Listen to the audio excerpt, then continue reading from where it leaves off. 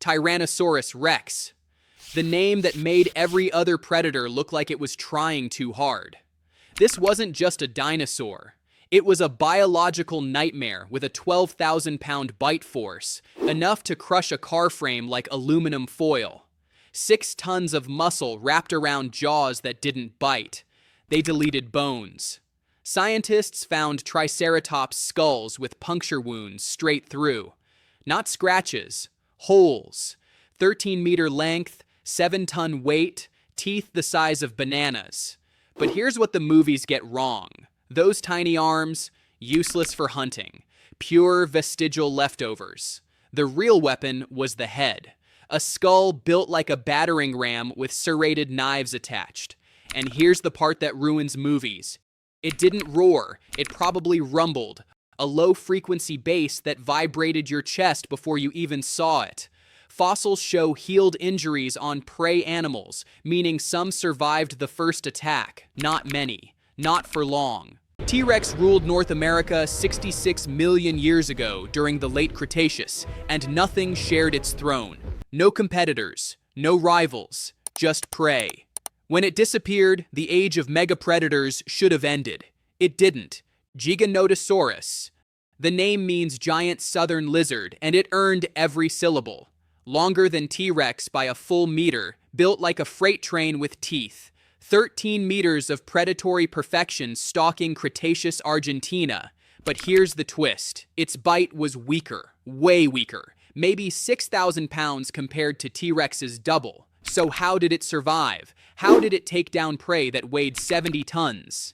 Pack tactics. Fossil evidence suggests these monsters coordinated, surrounded prey, and shredded titanosaurs piece by piece. Slice, retreat, repeat. Death by 1,000 cuts. T-Rex was a solo tank built to dominate through raw power. Giganotosaurus was a wolf pack in reptile skin, trading individual strength for collective lethality. Different strategy, same result. Everything else died. Its teeth weren't designed to crush. They were designed to carve, serrated blades that caused catastrophic bleeding.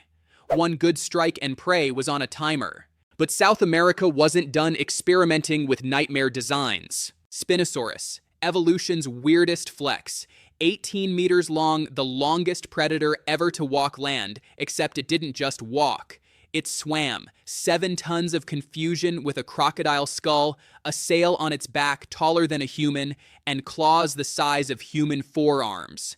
For decades, scientists couldn't figure out what it even ate. The teeth were wrong for crushing. The body was wrong for chasing. Turns out, fish. Massive Cretaceous fish that would dwarf modern marlins. This thing waded into North African rivers 95 million years ago and snatched prey that would have drowned other predators. Its nostrils sat high on its skull, perfect for ambush breathing. Dense bones like a penguin's kept it submerged. And yes, its ancestors were land hunters. This one said no thanks and went back to the water. Nature's a comedian. Recent discoveries show it had paddle-like feet. A dinosaur that could swim. The debate still rages whether it was primarily aquatic or just opportunistic. Either way, it dominated 2 ecosystems simultaneously. But while Spinosaurus made headlines, another killer stayed hidden in plain sight.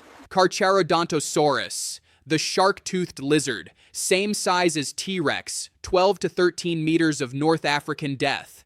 But teeth designed like serrated knives instead of bone crushers. 8-inch blades that replaced themselves constantly. A conveyor belt of surgical steel. It didn't dominate through power. It bled prey out. One slice, then patience. The wound did the work. Fossils show it lived alongside Spinosaurus in Cretaceous North Africa, meaning 2 of the largest predators ever shared the same ecosystem. Somehow. Different hunting strategies prevented competition. Carcharodontosaurus took land prey. Spinosaurus took aquatic prey. When resources overlap, extinction usually follows. Not here. Both thrived until the meteor ended the argument.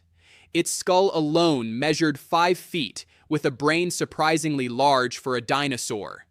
Intelligence paired with lethality.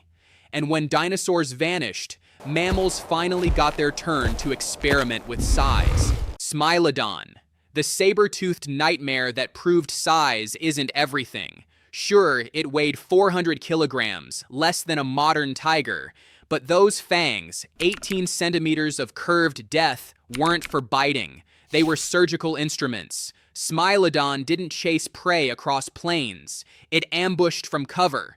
Its forelimbs were absurdly strong, more powerful than any modern cat, built to wrestle prey 3 times its size to the ground, pin the neck, expose the throat, drive those sabers through the windpipe. One strike, no struggle, no second chances. Fossils from the La Brea tar pits show dozens died together, likely pack hunters that got trapped mid-kill trying to save pack mates. Social behavior in an apex predator. They dominated Ice Age America for 2 million years, from Alaska to Argentina. Then, humans arrived 12,000 years ago. Megafauna started disappearing. Coincidence? Probably not. Smilodon starved when its prey vanished.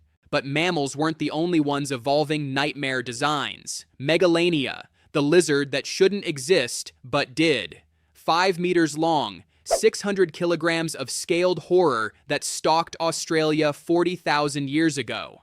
Picture a Komodo dragon the size of a saltwater crocodile. Now add venom. Not rattlesnake venom. Anticoagulant toxins that prevented blood from clotting. One bite delivered through serrated teeth, bacteria-filled saliva, and venom that caused shock and bleeding. Then it followed.